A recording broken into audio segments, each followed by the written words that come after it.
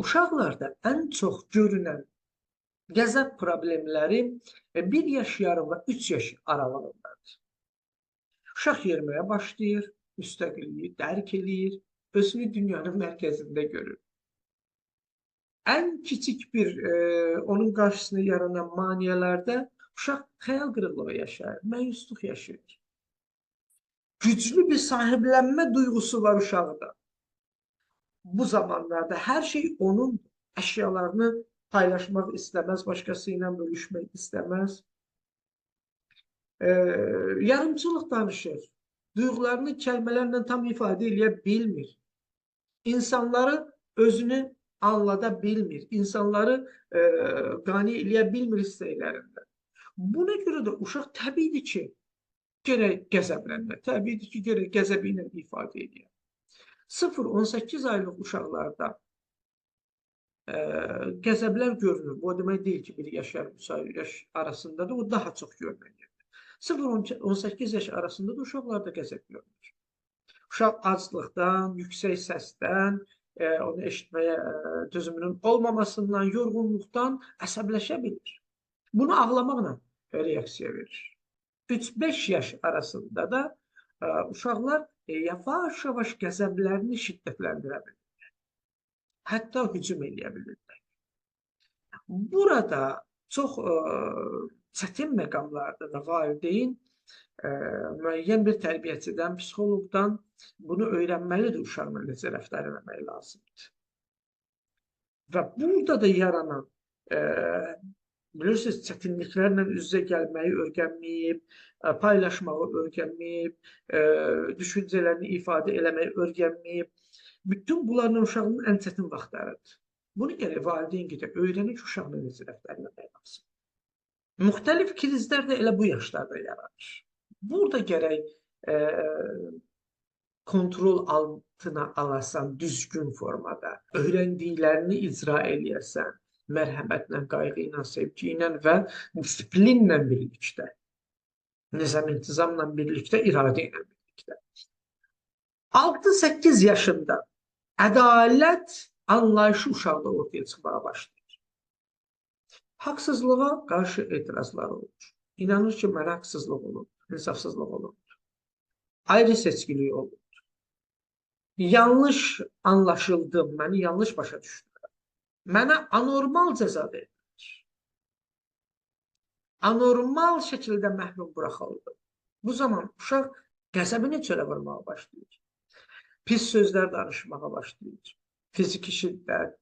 Baxın, öyrəndiyi pis sözləri, öyrəndiyi fiziki şiddəti, təhdidi hamısını göstərə bilir. Qəzəbini bunu göstərir. İndiyəcən nə öyrənibsə onu göstərir.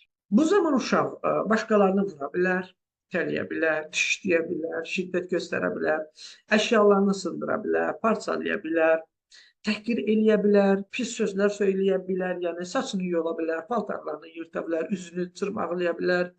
Bu cür məsələlər görsəniz əgər, onda hökmən bu patoloji hallarda gərək gedəsiniz hansısa bir psixoloqun yanına, uşaq psixoloqunun yanına. İlk növbədə baxın, görün, uşaq nəyə qəzəblənir? Harada qəzəblənir? Hansı şəraitdə qəzəblənir? Nəyə qəzəblənir?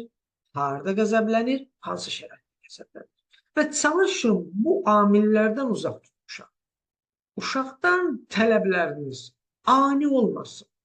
Fürsət vermir bəzən valideynlər uşağa. Tez ol, bu işi gör. Nə oldu? Ben niyə eləmədim? Belə şey olar.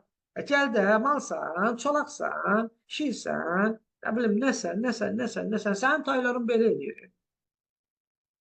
Uşaqla bu cür danışmazlar. Bu ədalətsizlikdir. Bu bir valideynin danışıq tərzi deyil.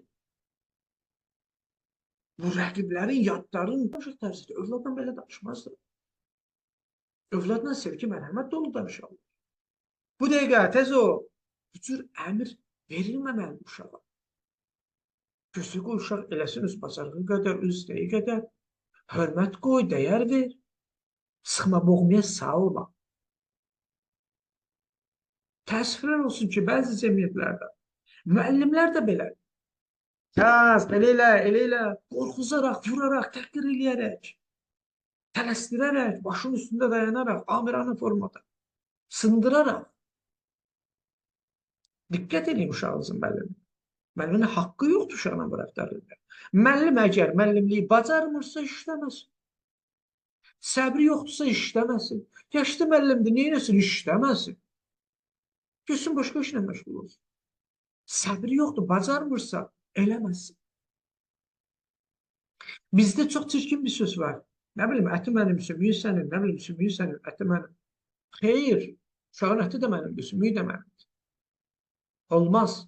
Müəllimsən, ya sən əxlaqlı olmalısan, ya da müəllim olmamalısan. Ya etikaya riayət etməlisən, ya müəllim olmamalısan. Ya metodikanı bilməlisən, uşaqla necə rəftar eləyərlər, təlim, tərbiyəni, ya da müəllim olmamalısan.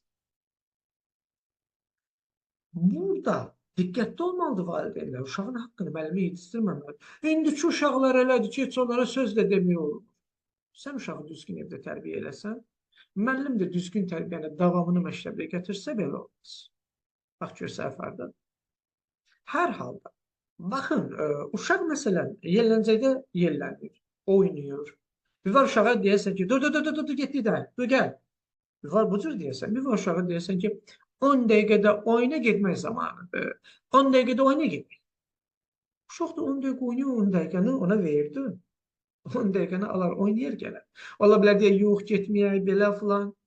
Başa salarsa müxtəlif formada başqa uşaqlar da oynamaq istəyir. Evə getməliyik ki, yemək yeməliyik, güclü olmalıyıq, sabah da gəlməliyik, oynayaq. Onlar da gedəcəklər evlərinə və s. İndi onu lazımi formada, etirazına uyğun olaraq düzgün formada demək lazımdır uşağa.